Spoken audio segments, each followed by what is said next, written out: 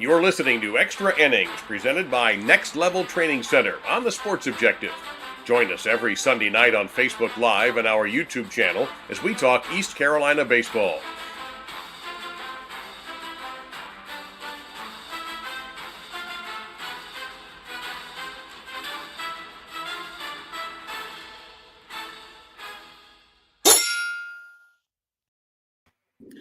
Welcome into Extra Innings, presented by Next Level Training Center in Greenville. In fact, we want to thank Trent and Gaynell Britt for their sponsorship of the show. We're right here on the Sports Objective. It is a Sunday night. The Pirates get the sweep of the Memphis Tigers, and man, it's unbelievable. What a weekend. We'll talk about that for that Friday night marathon. We always talk about the season being a marathon. We talk about our show being Extra Innings, the second extra inning game of the season. Last time was a loss. This time was a win. And if you wonder about the other one, of course, that was March 15th against ODU, as the Pirates should have won that game, but it was a 9-8 loss in 10 innings. And I bring in my good friend, you're like one of my favorite songs, Bubba Rosenbaum, is On the Road Again by Willie Nelson, and you're on the road again. Yeah, on the way back home from Lexington, making the old 35 to 40-minute commute after spending a few hours with my parents and going to see my mom for Mother's Day. So apologize to some of our viewers for the hour-and-a-half delay in showtime, but better late than never. And, man, what a weekend it was for the Pirates. Going back to that very unusual Friday night game where both pitchers obviously CJ Mayhue for the Pirates, took no hitters into the ninth inning. And in CJ Mayhue's case, was pulled from the game after 9 innings with a no hitter. The Memphis pitcher was pulled after the 8th inning, 8 no-hit innings. And then the Pirates did manage to get a couple of hits in the top of the ninth off the Memphis relievers. But just a very unusual, what a remarkable game with all those zeros. And in addition to CJ Mayhue, Carter Spivey came on and pitched very well and got the win into that. But Carter is now 5-0 on the year. But exactly what I ordered with the sweep.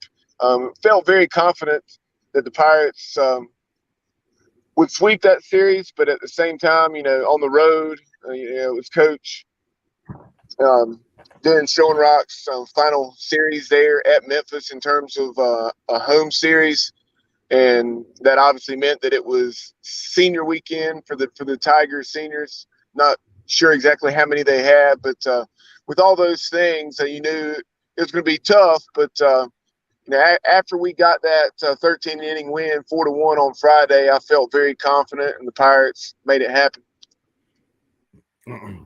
Yeah, I tell you what, I know that in our group chat, a text, man, we were really worried about that game, and what a performance against CJ Mayhue. Man, that was definitely what he's capable of. We know how great a pitcher he is, a left-hander, and it just turned out to be a great game for the Pirates. And yes, 13 innings, but hey, we got the win on Friday night. That's the most important thing. And Bubba, I know now with the sweep, you put up I think the RPI now is 37, if my memory serves me right.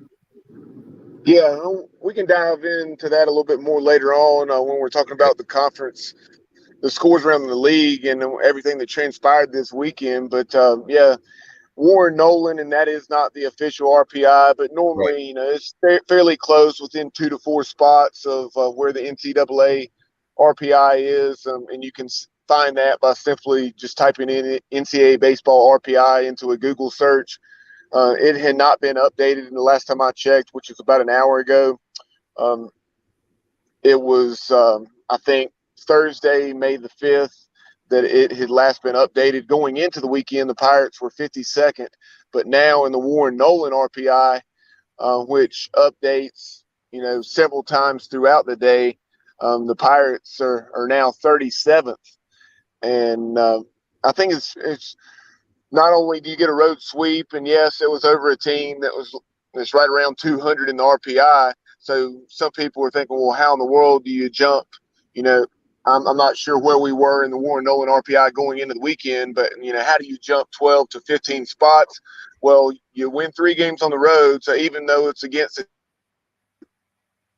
that hasn't been very good and it's 200 or 200 plus in RPI, those road wins still are precious. And then in addition to that, you have opponents like Virginia Tech, who's ranked 5th now. You have Old Dominion. Yes, the Pirates lost to the Monarchs twice, both times 1-run ball games in the late innings. But the Monarchs coming on very strong of late, and they took 2 out of 3 from Southern Miss, who's ranked 7th. And then you also, in addition to those 2 clubs, I'm trying to remember, you have another 1 or 2 that are really playing well. So it's kind of a perfect storm. The Pirates getting hot, and then the former opponents of the Pirates playing well. Yeah, we won 6 straight, and I tell you what, looking pretty going down the stretch as we have, 8 straight games at home, Bubba, coming up? Yeah, 8 straight games at home, starting with the Duke Blue Devils this Tuesday night, and then you have a 3-game series against South Florida, and then you have a midweek game against Campbell, and then you close things out with 3 against the Houston Cougars. And we'll talk about what the Cougars did because they are 2nd in the AAC standings, and we'll run through all that later on after we finish talking about the Pirates. No doubt, but something I wanted to say, Bubba, and we'll get we'll look at the overall weekend that was. Of course, no midweek game, and Pirates at Memphis. And the great thing about this is that it seems just as Pirate fans and maybe baseball fans, college baseball fans, that is ready to write off the Pirates. Bad year. Well, we're still number 1 in the American. And yes, we talk about all the time we want to win more games and all that, but still they're red hot right now, 6 straight. And who knows, Duke could come in. I think it's on Tuesday night. But the fact of the matter is we have done very well over the years against Duke.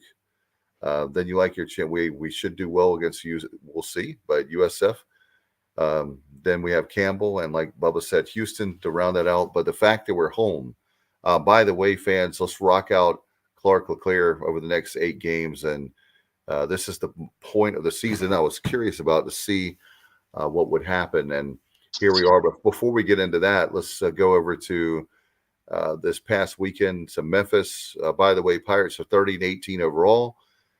Great to see that. And 14-4 in the American. And, of course, we were talking about in first place. Bubba, I know, though, with the Memphis games, those 3 games, starting off with Friday night, oh, my goodness, that was so nerve-wracking. I was pacing around Friday night, Bubba, around my living room. I don't think I've been that nervous about a Pirate baseball game, probably for a different reason. When we were in the Super Regional against Vanderbilt was probably the last time I paced like that around my house. Yeah, like I said, 2 tremendous performances by the starting pitchers in that game. It's such a shame CJ Mayhue didn't get that no-hitter because, like I mentioned in the open, he went 9 innings. In those 9 innings, obviously did not surrender a hit, struck out 9, only walked 1 batter. So he retired 27 of the 28 batters he faced and was just that walk from being perfect through 9 innings. And then Landon Gartman from Memphis, he's the guy that he'd pitched very well up until his last couple of starts, and gotten touched up a bit in those most recent outings. But he's the guy you knew was very capable. He was extremely highly regarded coming into Memphis. He was a JUCO Division II National Pitcher of the Year for Pearl River Community College there in Mississippi. And so, he went 8 innings, 131 pitches, and obviously did not surrender a hit. So I think he's something like maybe 5-2 on the season. But again, hats off to CJ Mayhue and Memphis' Landon Gartman on those tremendous performances. Then you had Carter Spivey come on. Carter Spivey I think he went 4 innings. He came on in the 10th. 1 run on 3 hits, 2 strikeouts, 3 walks. 2 of those walks, though, were intentional walks.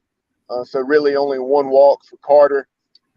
And then 55 pitches to navigate through those 4 innings. But, it's kind of odd considering Gartman, had the no-hitter through 8 innings, and the Pirates did have a couple of hits in the 9th. I don't recall exactly how many walks Gartman issued, but I don't think it was more than about 3 or 4. And the Pirates left 15 runners on in the game. I think 11 of those runners came from the 9th inning on, and 9 of those runners came in between the 9th and the 12th innings. So those 4 innings, the Pirates had so many opportunities to end the game. Twice they left the bases loaded, and you're afraid, hey, is this going to come back to haunt us? But fortunately, Carter, Spivey, and the defense really came through. I think there was a web gem that Carter Spivey had, and the ball hit really hard back up the middle there. Maybe it was in the bottom of the 12th, either the bottom of the 11th or bottom of the 12th, to extend things. And then the Pirates took care of business with those 4 runs in the top of the 13th. A big 2-run single by Ben Newton to break the ice. Yeah, I was going to talk about that very thing, Bubba. You're not to put you on the spot, but you're our stats guy, numbers guy. Overall, it seems like, and maybe I can't think of every single, I can't remember every single game, but it seems like our runners in scoring position in the beginning of the year, for sure, off the top of my head, but it just seems like we've left, is it me or it seems like we've left so many runners on base this year. Maybe it's a season usually has a way of evening things out, but it just seems like this year when it matters, like that game, and I know that we were talking about on Friday night, hopefully this won't come back to haunt us, as you said, and thankfully it didn't, and we had a huge, finally, better late than never, we finally have a great inning. But is that something you've noticed, or is that something of late that maybe has changed? But it just seems like this year has been one of those years where we just can't get the runs in like we need. The reason you're probably feeling that way, I'm not sure what our numbers are on the season in terms of batting average with runners in scoring position. But the reason you're probably feeling that way is because our most recent loss against NC State, the Pirates left 14 on in that one. And obviously it really hurt us that night because that was a fairly competitive ball game, being within 3 or 4 runs there in the mid to late innings before NC State put it away in the 8th and 9th when the Pirates went just 1 for 15 with runners in scoring position. Yeah, that was what I don't know if you could read my mind or not, but I was thinking that was one of the games I was thinking back through. Just we wish we could have. It's like if you wish you could have time back, you wish you could have some of those innings back. But the good news is the very fact that that's in the rear view, and we have to look ahead to the games. And with the Pirates, with that the unbelievable game. And another thing I want to mention, and we'll move on if you want to Saturday's game. But for me personally, I was thinking about something that we talk about a lot as Pirates again get those 4 runs in the 13th inning. How about having a coach like Cliff Godwin, who is so tough as nails? And I was just thinking about getting ready for the show, Bubba, in the green room. Bubba, with Cliff Godwin, he's one of those guys that you better make sure if you knock him down, you better make sure you do more than knock him down. You better knock him out. If not, he's going to come back up, and he's really going to start swinging and probably hurt you worse than if you just go ahead and finish him off. He's just so tough, and I'm glad to have him as our coach. Yeah, kind of along the lines of what you're saying. My dad and I were having a conversation earlier this evening, just talking about, after the 1-5 start, with the Carson Wisenhunt suspension at that point, knowing that it was not going to be surprising if he was done for the year, which was the case. And now you've been without, you've really done an excellent job of navigating the last 3 conference weekends without Jake Kuchmaner. So you have 2 weekend starters like that, one gone for the season. Now yes, Kuch has pitched very well and been a key cog up until the last 3 weeks, but now having played half the conference schedule without Kuch, and here you are at 14-4, it just speaks to the way Cliff and Coach Palumbo, Austin Knight, et cetera, the way they've recruited and stockpiled talent. And just not only that, but just the whole mindset of toughness over talent and the way this program is built. When we were 1-5, Coach Godwin said exactly what you would expect him to say, and just, hey, stick with us and we're going to figure it out. And since that point, we're 29-13. Well, actually, with the days when we should be. We're 29-13 because we're 1-5. Oh, I see what you're saying. Oh, yeah. I beg your pardon. I thought you were talking about the overall record since that start. And again, you made thanks to you, Bubba. I remember it very well. I always try to keep in mind of it's a long season, but look at the state, NC State. You reminded me of that last year with their season and how they had a slow start, if you will, and they ended up should have played for the College Bowl series, but that's a whole nother show, as they say. But the fact that they had a slow start, they made it to Omaha. There's no guarantee we will, but to write off a team after 6 games like some Pirate fans had, and I know that they're frustrated. We were all frustrated.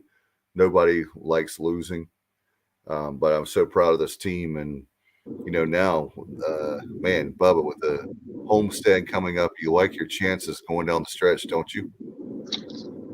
Yeah, and as far as even before that, something I meant to mention a moment ago what I told my dad verbatim, I said, hey, even if we would have had Carson Wisenhunt and a healthy Cooch this entire time, had you been told that, hey, the Pirates going into the final 2 conference series of the season would, have a 2-game lead and control our destiny the way we do going into these games against South Florida and Houston, you would have taken it.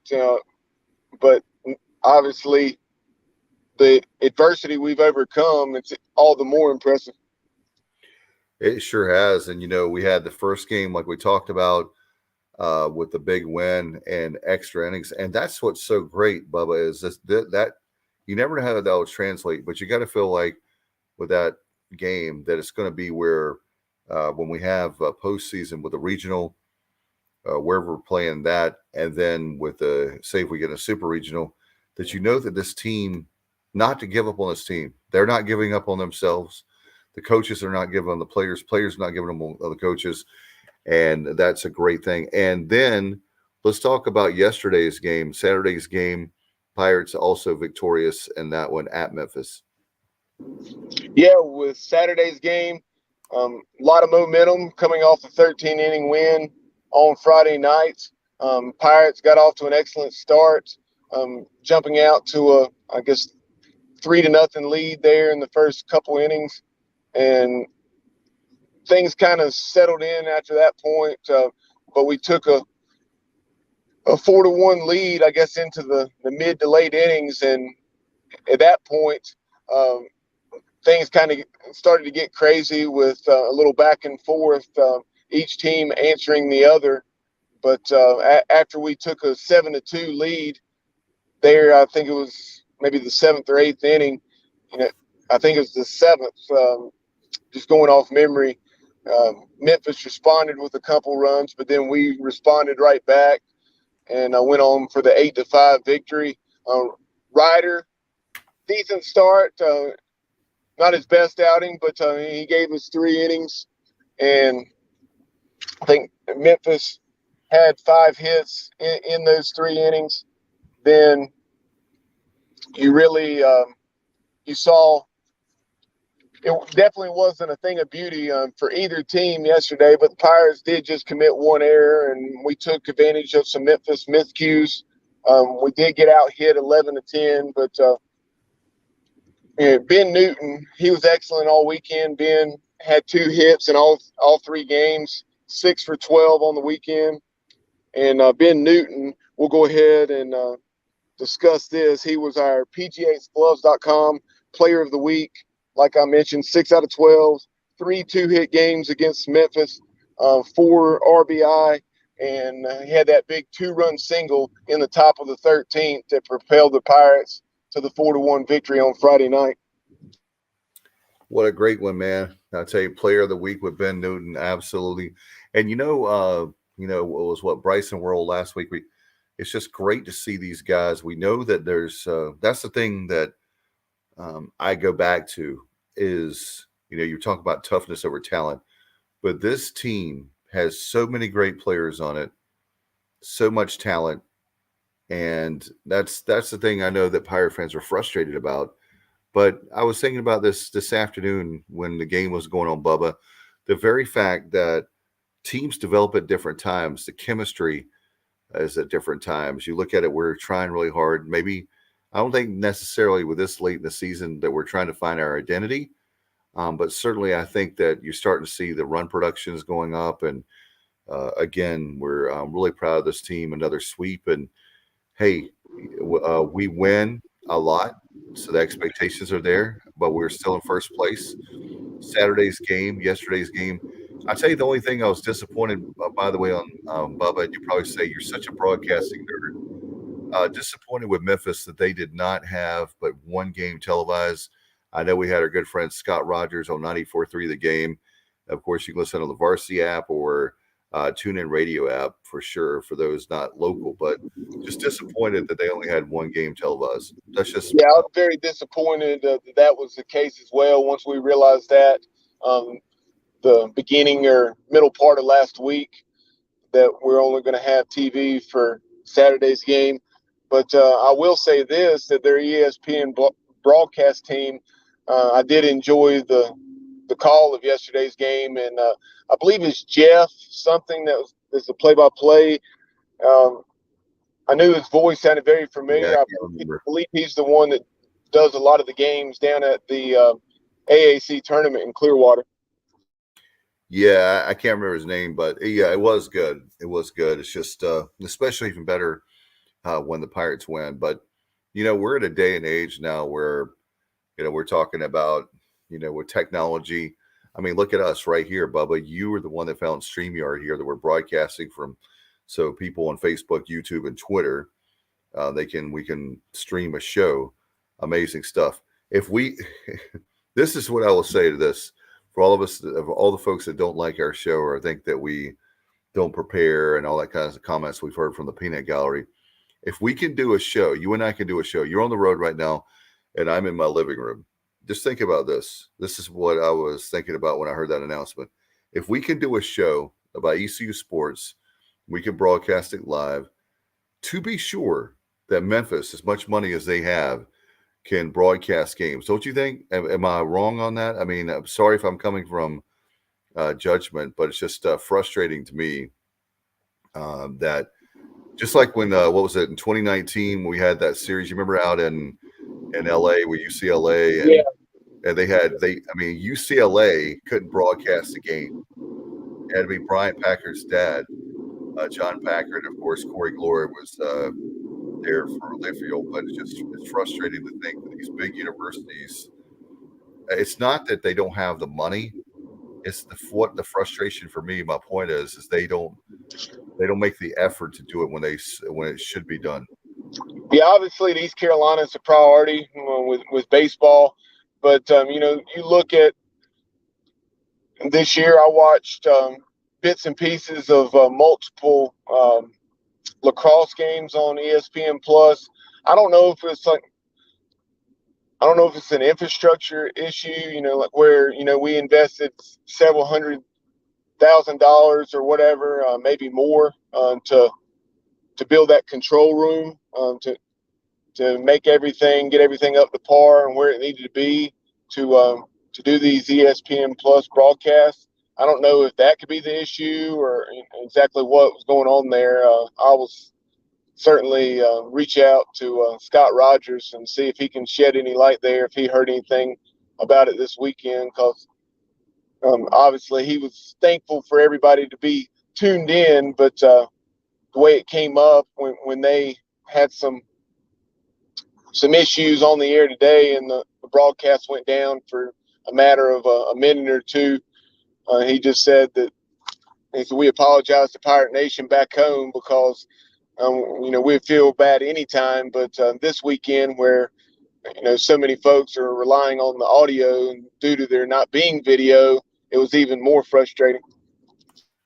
No doubt. And sorry, Bubba, to get off on a tangent there, but it's just one of my pet peeves, as you know how much I love radio and how much I love television, and I usually use both. I consume both by listening to radio and obviously watching television. So it's just very frustrating that, and especially, again, going back to tech, speaking of technology, I mean, who would have ever thought we'd have something like ESPN Plus?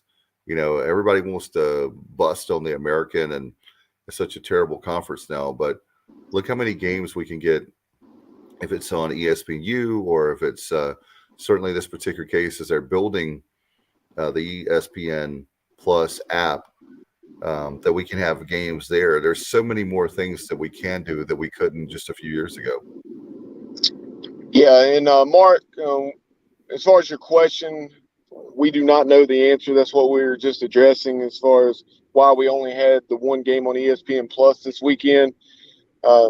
We'll see if we can find some answers there. Obviously, the Memphis baseball program, no secret that program has not had anywhere near the success or tradition that East Carolina has. So that obviously means something. But at the same time, I don't know if it would. I would say, and I was even more surprised considering it's Darren Schoenrock's final weekend as head coach. A coach that's been there a couple decades, and then also senior weekend. I thought you'd probably have at least two of the three that were on ESPN Plus, but it'd be interesting to go back and see how many of the Memphis home games have been on Plus throughout the season. No doubt, and that's one of those things where we're talking about. And, it comes down to when they were talking about like how many staff members, and we're trying to be fair. We understand that like last year was so crazy when they had all those fall and spring games and all the stuff we had, but and even East Carolina. But for us, it's great that those of us that want to keep up with the non-revenue sports and see how they're doing, but we can't go to a lot of those games because they're in the afternoon time. And my gosh, Bubba, you would, if you went to games for the non-revenue sports, how many days do you think you would miss in a calendar year as a teacher and a coach? A lot, I'm sure. So what's been nice is that I don't know about you. If I was that stupid to have such, disrespect, however you want to say it, for my job, then I would not have a job.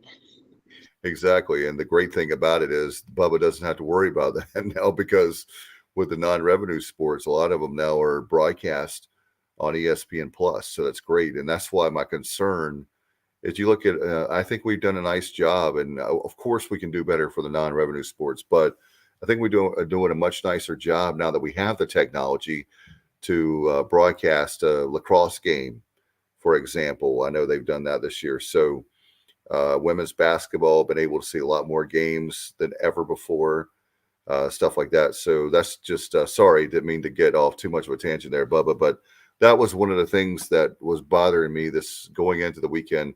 I'm glad that that's the only thing. And the most important thing is the Pirates get a sweep. That's all that matters. And we got that, of course, 4-1 on Friday night. Saturday night was 8-5. And Bubba, what about today? I was curious, how would the Pirates respond when, as soon as we won that game, yesterday's game, I was thinking, will the Pirates just pack it in? We've already won the series. We have a lead. We're in first place. And I was thinking it would be nice to get a win.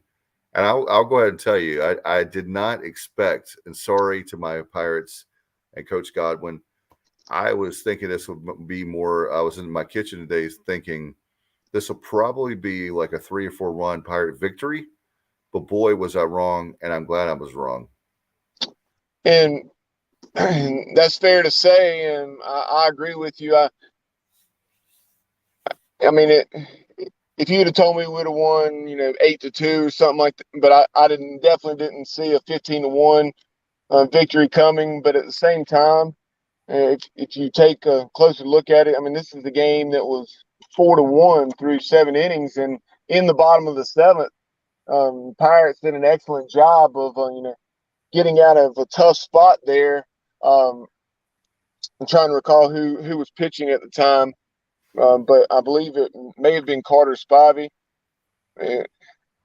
But we got out of a real tough spot there in the bottom of the 7th, where it looked like Memphis may make it a 4-2 or 4-3 game, or maybe even tie things, because I think the Tigers stranded at least 2, if not leaving the bases loaded there in the bottom of the 7th. But got out of that jam, and then really blew the thing open in the top of the 8th. And Ben Terwilliger, he had 2 quality relief performances over the weekend.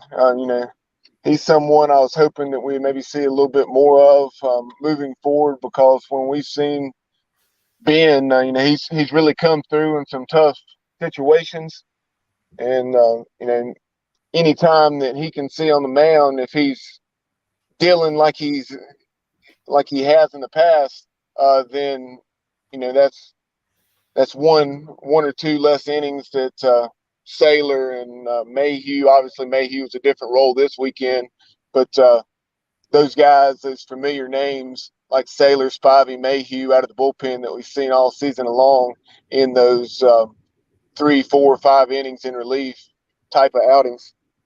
Hey, Bubba, by the way. No, go ahead. Thought you were done. Our crack research team of Mark Calloway, one of our listeners, viewers, says Memphis has had 3 total games on their schedule on ESPN Plus.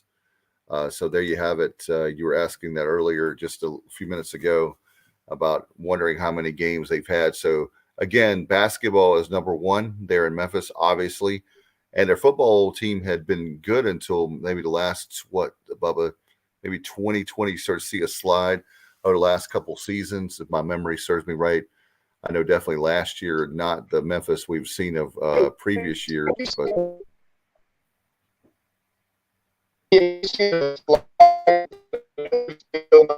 football team won 6 or 7 games. I think maybe they were 6-6, and I can't remember what they did in the bowl game, but yeah, very surprised that it was only 3. I would have probably, if I had to guess, not knowing how many home games the Tigers played, knowing that they probably, played at least between 25 and 30 at home. Like 12. I would have guessed more, yeah, maybe a quarter to a third, in that 7, 8, 9 range, but certainly would have guessed more than 3.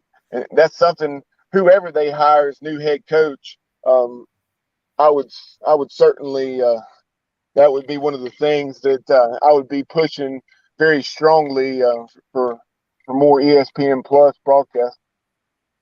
And not to make it about Memphis Tigers or dump on them, but how do you expect your program to grow? And if I'm a kid, right, and I want to go to Memphis, and right now, one of the things you could say is maybe the players don't care, but I would think they would care somewhat if, as far as their brand is concerned, to make it to the next level, to be a professional. So maybe this, I know Johnny's, you're right, Johnny. Memphis is not passionate about baseball. I get it. I just say that if you're like Bubba's saying, if you want to be the next coach, you want to build your program. How can you build your program if it's not on ESPN Plus and being more of a national scene, if you will? Yeah. even though I didn't go into everything that Johnny outlined there, just saying Memphis is just not passionate about Tiger baseball. Their total attendance for the 3-game series against the Pirates, Wow. obviously the first place team in the league, and Coach Schoenrock's final series as head coach after a couple decades stay there, where he had a decent amount of success. Relative to the amount of success or lack thereof that program's had over the years. But just shy of 1,300 this weekend, so right there, around 400 to 500 per game. And said the worst single game attendance, at least announced attendance for East Carolina, was 2,670 for St. Mary's. Obviously, there've been some games where the Pirates, have probably had more like 1,000 or 1,500 in attendance, but yeah, clearly East Carolina baseball and Memphis baseball are on much different levels, much like the programs have been with a role reversal in basketball. But back to game 3, Pirates really jumped on the Tigers early today, and excellent start from Jake Hunter. He went 4 strong innings. Thought we might see him go a little bit longer than what he did. I'm not sure how many pitches he had thrown when he got pulled, but it couldn't have been more than about 50 or 60. So I thought we might see Jake go 5 or 6.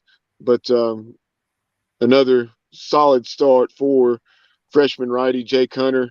Then in relief, you saw Danny Bill, Ben Terwilliger, like I'd already mentioned. Carter Spivey actually saw a second appearance.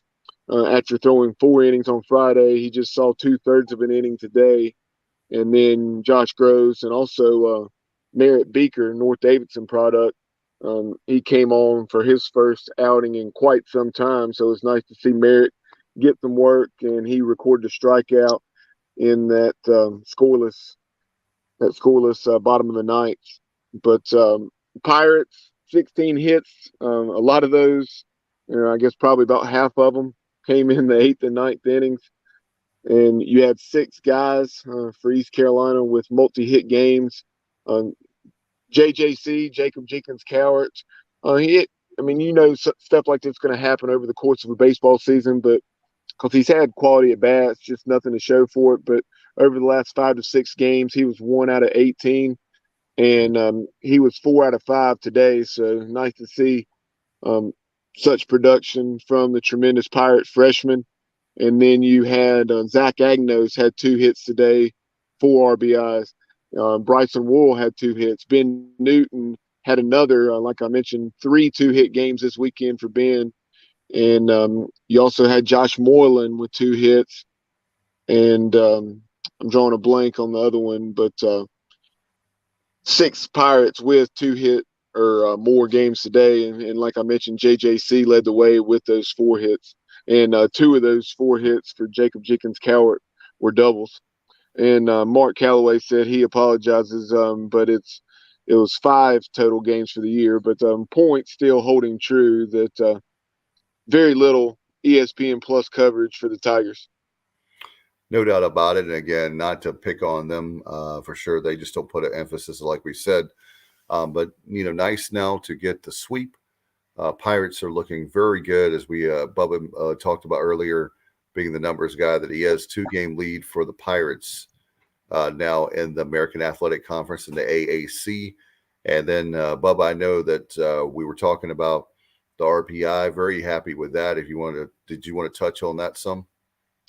Yeah, in just a moment, we'll dive into the American scoreboard and the Pirate RPI and where it stands and moving forward, the RPI opportunities.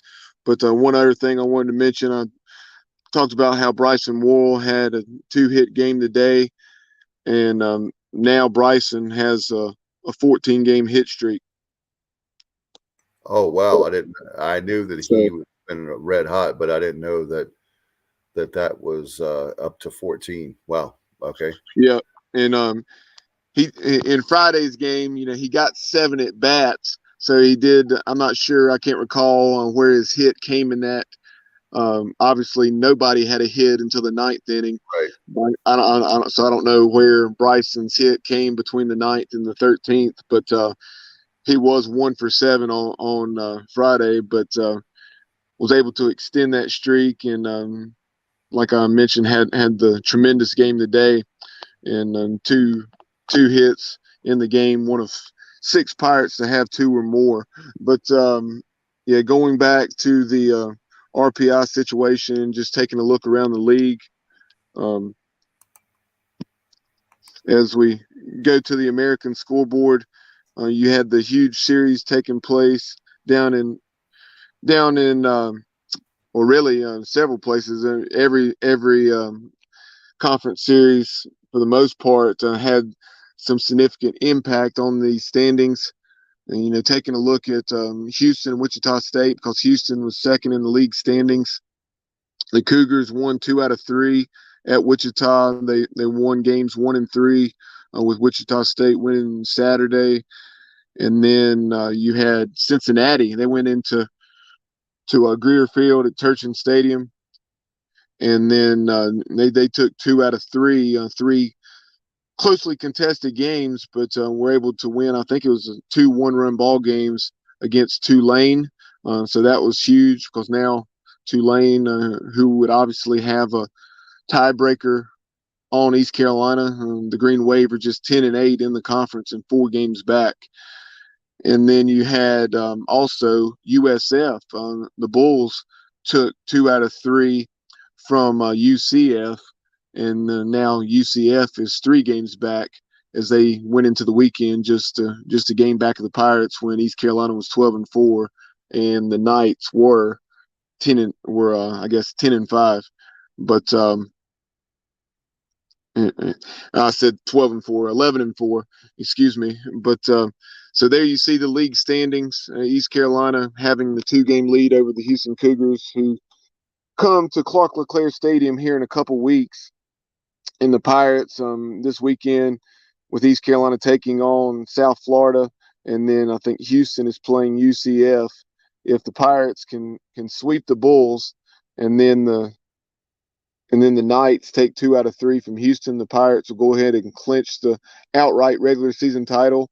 Or, if East Carolina wins 2 out of 3 against USF, and the Knights were to sweep Houston, which I don't think is going to happen, but if it did, East Carolina would be your outright champion of the American regular season championship. So, like we were discussing here within the last 15 minutes or so, you really couldn't ask to be in a better situation with your final 2 conference series at home and a 2-game lead on the field. So I'm very excited about where the Pirates are, and we're in control of our destiny going into the stretch run. No doubt, Bubba. And this was what we were hoping for, and going back to the start of the season, we were just so disappointed. Wisenhunt and 1-5 and all that. And then we were just like, we're just hoping that somehow, some way that the Pirates could be in first place. And lo and behold, there we are. And anything, hey, I know what Cliff Godwin is going to say to Dave and Bubba right now. You guys on the Sports Objective, you can talk all you like. We're going to focus on what we can control. We can't worry about what we don't control. And as much as you want to say that's coach speak, it really is true. You start focusing on, you and I love it, to look at the standings and all that. But I think when it's all said and done, I do believe the Pirates will win the regular season. But hey, you still have to, I was talking about that last week to some coworkers in my day job, that you still have to play the games, right, Bubba? I mean, so as much as we want to talk about what's going on and all that, and how did this team do and that team, but at the end of the day, we still have 8 games left, all home games. Very excited about that to finish out the season before we go to the conference tournament at Clearwater. But right now, we have to worry about Duke on the clock on Tuesday. Yeah, like I mentioned, we'll see where the Pirates are in the NCAA RPI, the official RPI. I would say if they're not as high as 37th as they are in the Warren Nolan RPI, that will be very close, at least like 40 to 42nd or somewhere there, if it's not the upper 30s. But looking at those remaining 8 games, Duke has an RPI, and all this is the Warren Nolan RPI. Duke is 106th. South Florida is 140th. So these are games, unless Duke finishes strong and slides into the top 100 or quadrant 2, if you will, they're between 51 and 100. These are games that the Pirates really need to win. And then you look at it, Campbell and Houston, they're all going to be 4 games. And you have Campbell 30-14, they have an RPI of 62, and then Houston 32-16, and the Cougars RPI is 78. So hopefully the Pirates can continue to see that RPI maybe climb into the low 30s or something. No doubt about it. It's funny. Chris Pollard's always been great to us at Duke, coming on the show for our preview as far as the state of North Carolina college baseball. And then Justin Hare, man, another great coach. Both guys have found a way to take programs, and you look at Duke, they just haven't had the success that you would expect from a program that has a lot of money. But Chris Pollard is coming in. He's done a nice job there, and you never know. They seem to all of a sudden get hot. Will they have it again? We'll see. But you look at Campbell, they've done a nice job. Justin Hare has.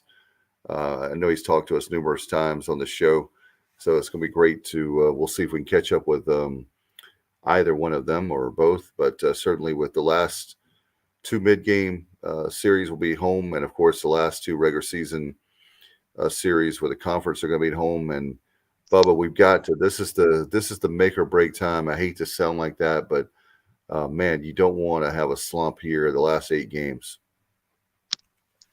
Let's see.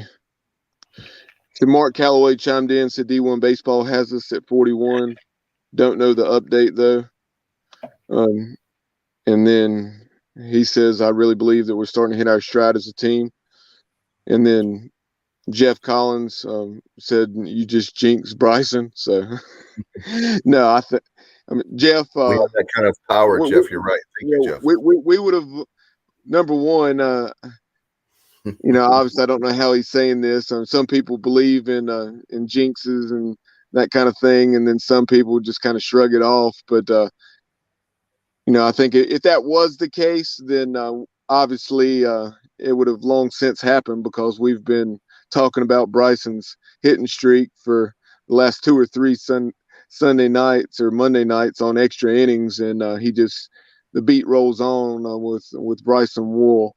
So he's really putting it all together and having a tremendous senior season, and he's doing what we all knew he was capable of. We're playing with that consistency, and we're seeing exactly how good of a player he is, as he's been right there around 300 now for the last 2 or 3 weeks.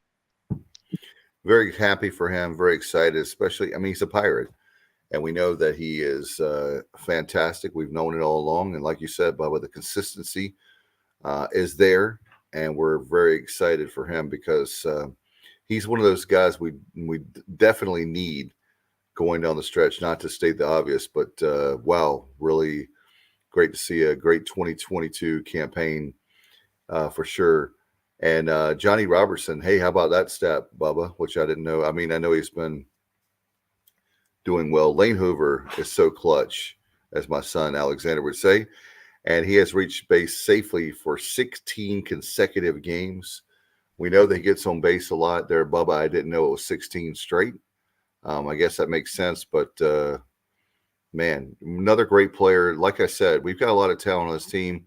I think they're finally putting it together, and we'll see how that plays out. And Bubba, I know with this season playing out, if we win the regular season, do you feel confident then, or that we'll definitely be in a regional, or do you think we have to win in Clearwater? I would think that we'll win. We have a good shot to win looks like the regular season. Unless do you think even if we do poorly in the conference tournament, we would still get in as far as a regional? I think it just depends on, you're saying assuming we win the regular season. Yeah, let's say that we win the regular season and then we go 0-2 in Clearwater. Do you think we still are in? Well, at this point, we're in such a good spot that I mean, obviously, just depends on which games we lose and what Houston does, because Houston has some challenging games this weekend against UCF prior to coming to Greenville. So, it's not impossible where now hopefully this won't be the case, but where we could go 3-3 and still win the regular season. But let's say that was the case, where let's say the Pirates finish 17-7 in the league, and then let's say you don't win either of the midweek games, or maybe you go 3-5, but you're regular season champions. So that would make us 33-23. I think in that case, if you're 33-23 or 34-22, that you need to go to Clearwater and at least win a couple games. But if the Pirates win these series and then win the midweek games, let's say we finish 36-20, 35-21, then I think going to Clearwater, and I think we'd probably already be in, but you'd want to go down there and win at least a game or two to not leave any doubt. But I would have. I really don't think if we're 36-20 and then let's say we did go 0-2, I think 36-22 we'd still get in. Yeah, and not just for those that wonder, I'm just like looking at the big picture, because I'm not assuming anything. I feel like if it was based on how I feel like the Pirates have done a lot. And then, like Kyle had mentioned, I think a couple weeks ago, about maybe last week even, about our reputation. Would that be enough to get us in? I think at this point, I think we're in. I'll just say this, Bubba, and maybe you're like, not so fast, my friend. I think we're in. It's a question of what seed we're going to be. That's the way that I feel. Unless we have some kind of unbelievable slump, or where we tank the last 8 or 10 games, we don't win that many, then maybe you can make a case. But I think right now, what would you say, Bubba? Right now, I feel like we're a 3 seed. That's where I feel like we are right now. If the season ended today, how do I feel? I would say a 3 seed, but I think we have a shot at a 2 seed. What do you think? I'd agree. I'd say that we're a 3 seed, and that we can, if let's say we go 6-2 or 7-1, much less 8-0. But if let's say we're 36-20 or 37-19 going to Clearwater, and then even if we don't win the tournament, you could still finish with 40 wins, with 39 or 40 wins. So I think we could, if we do what we want to do down the stretch here, and finish somewhere between 36 and 38 wins going to Clearwater, and then win a couple in Clearwater, I think we probably play our way into a 2 seed. How do you feel about if we win both regular season and conference, the tournament?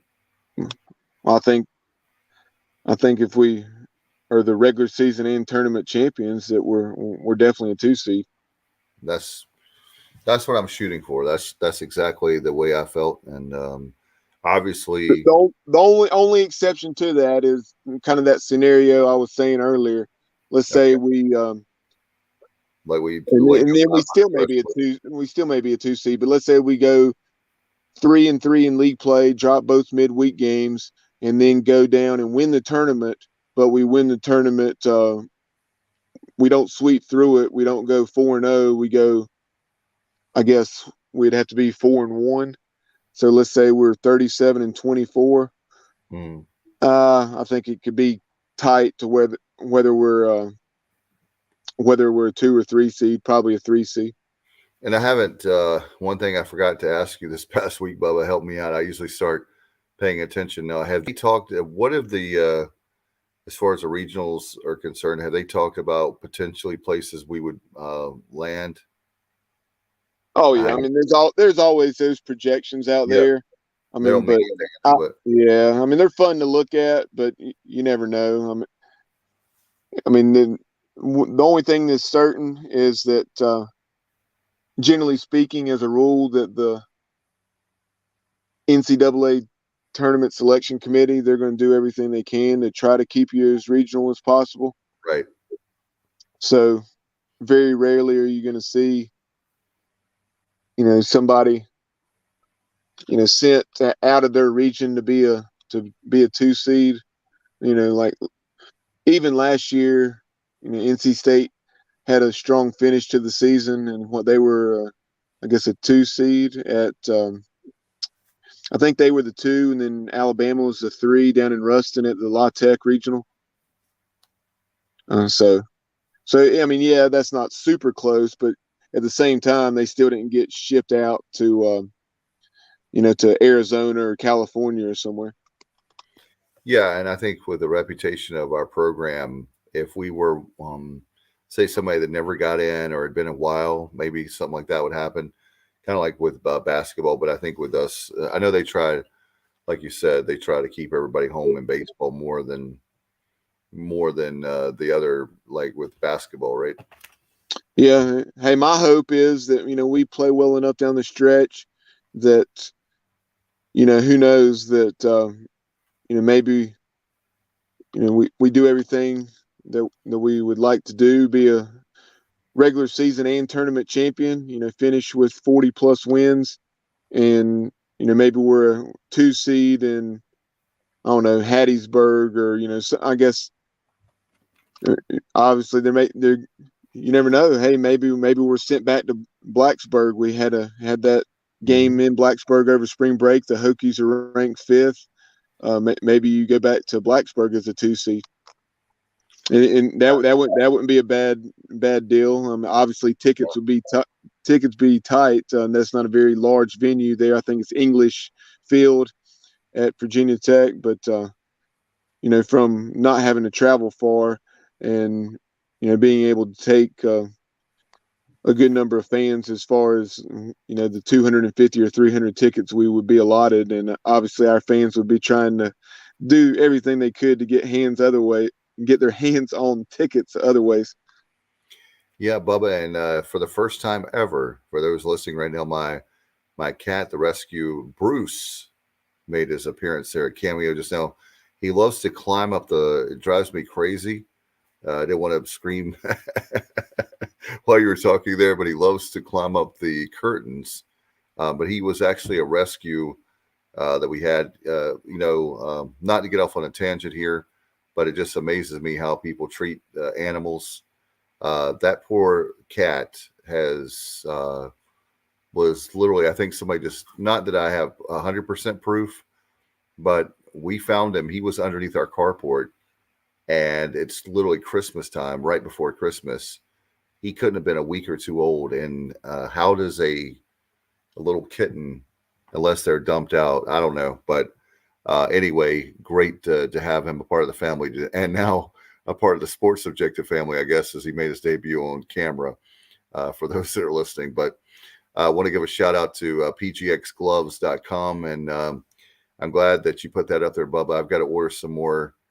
I was going to do that for Mark, order some more batting gloves for my kids. And the ones they have are great, and they've been holding up. But they asked me a few weeks ago, and I just realized that they wanted some new batting gloves. And I appreciate Mark and everybody at pgxgloves.com. It's great stuff. Yeah, it definitely is. And definitely, if you're in the market for any of those items, batting gloves, wide receiver gloves, football season's just around the corner. So if you need those, customize a baseball glove or other apparel and so forth, give pgxgloves.com a look. And you use, as you see, or as you saw a moment ago there on the screen, I'll put it back up there for our viewers. And that is promo code ECU to get 25% off your entire order. So definitely take advantage of that and get a good deal on some quality goods. But before we wrap things up and get out of here, Yep. earlier I had mentioned our pgxgloves.com player of the week being Ben Newton. Put that back up for a moment. Ben, 6 out of 12, 3 2-hit games, 4 RBIs, the big 2-run single in the 13th. And then, of course, as you would have guessed, our PGXClubs.com pitcher of the week is CJ Mayhue, as he did not surrender a hit in 9 innings on Friday night, striking out 9, just 101 pitches. And you're thinking just 101, but 101 pitches for 9 innings, that's tremendous. And he retired 27 out of the 28 batters he faced. No doubt. PGX, appreciate Mark Manakazi. Thank you, Kaz, for sponsoring the pitcher of the week and the player of the week. And hey, Bubba, there's no way in the world you can argue against the player of the week or the pitcher of the week. And again, man, CJ Mayhue, that guy, that dude is tremendous. And he is definitely clutch, as you have up on the screen. Retired 27 out of 28 batters faced. That's just, man, that is epic, as they say. Yeah, and CJ Mayhue, you think back to the start he had against Cincinnati. He did not surrender a hit in his first 4 innings against the Bearcats, and then I think he allowed 2 or 3 in the 5th before he was lifted from the game. So over his last 2 starts, one on Friday, one on a Saturday roll, or in a Saturday roll, I should say, in 14 or just, I guess, 13 plus innings of work. He's only, in those 14 innings that he pitched, only allowed a hit in 1 inning of those 14. So just hopefully CJ, obviously he's not going to continue to pitch that well, but hopefully he will continue to shine for the Pirates. That 14 inning stretch is Jake Coochmaner-like from a few seasons ago when Cooch had his perfect game, and then also had the near no-hitter, just a strike away from a no-hitter down in Oxford against Ole Miss. But going to be very interesting to see what role CJ has going forward. Whether does he stay in the Friday night role, and hopefully Jake Coochmaner will be back very soon. But if this team is going to make some noise in the postseason, or first of all, get to the postseason, and then have a chance to advance to another super regional, then they're going to need CJ Mayhue and those arms like Carter Spivey and Garrett Saylor to really deliver like they've delivered all season. No question. Again, we have the talent. We know we do, and we'll see how it plays out. Good luck to the Pirates this week, as, again, we have Duke at home, and then at the 3-game series with USF. Bubba, very excited to remind fans about 2 things. Not only Clark LeClaire, go ahead and get your tickets for those single game tickets, ecpirates.com or 1-800-DIAL-ECU. And while we have a chance, I know there's extra innings, but I want to remind fans to get your not baseball, listen to me, your football tickets, season football tickets are on sale, 1-800-DIAL-ECU, ecpirates.com. I know that the administration and ECU Athletics wants 15,000. We think that we can do 18,000. Come on, Pirate Nation, you can do it. And let's show everybody there at the Ward Sports Medicine Building that we are in touch with Pirate Nation and know that we can make that happen. We have the best fan base in the world, no question about it. All right, we'll have, of course, each and every week we'll have extra innings. We'll see how the Pirate baseball team does, and we'll see about that next weekend, and we'll find that out. And Bubba, I know we'll have a lot of great programming throughout the week as well. We'll keep you in tuned and let you know about that. Do you have anything we go, buddy? No, just hopefully Pirates will stay hot, looking for their 7th straight win on Tuesday when Duke comes to town. Get out to Clark LeClaire and let's make it a rowdy atmosphere for these final 8 home games, because obviously this year, with the exception of, maybe by some chance, if there's somebody out there that's worthy of hosting but cannot host, and the Pirates hosted as a 2 seed, East Carolina will not be hosting a regional, and you never know, maybe a super regional. But you got 8 opportunities to see East Carolina play at home this year. No question. Good luck to the Pirates this week. And again, we'll keep you posted on any programming and any breaking news at once. All right. Thank you, Bubba Rosenbaum, for all your hard work behind the scenes and on air. I'm Dave Richmond. I want to thank Trent and Gaynell Britt for their sponsorship of the show, as they're the title sponsor of this show. And that is for Next Level Training Center, Wimbledon Drive in Greenville. And just give them a call at 252, and that would be 756 nextleveltc.com. Thank you, Mark. Thanks to everybody listening and watching. Until next time, as always, go Pirates. That concludes this week's edition of Extra Innings, presented by Next Level Training Center on the Sports Objective. Join us next Sunday night as we will once again talk East Carolina Pirate baseball. Be sure to follow the show on social media at The Sports OBJ on Twitter, at The Sports Objective on Instagram. Like and follow our Facebook page and subscribe to our YouTube channel. Listen to the show pretty much anywhere podcasts are found. As always, we appreciate you tuning into the show. Go Pirates!